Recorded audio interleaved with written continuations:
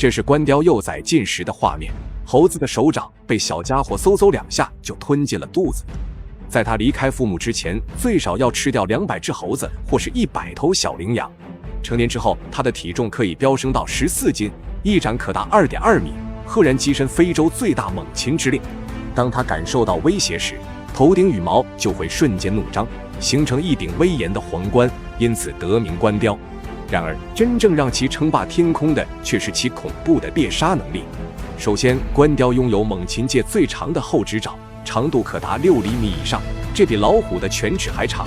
再配合高达500磅的恐怖握力，足以瞬间洞穿猎物的颈椎、胸腔，甚至碾碎头骨。其次便是关雕的极限爆发力。研究显示，它从静止状态起飞，仅需1至2秒就能达到每小时50公里的俯冲速度，而且还可以进行急转弯。因此，只要被它们盯上的猎物，基本上无所遁形。最变态的是，它还能在空中拽着2倍于自身重量的猎物飞行。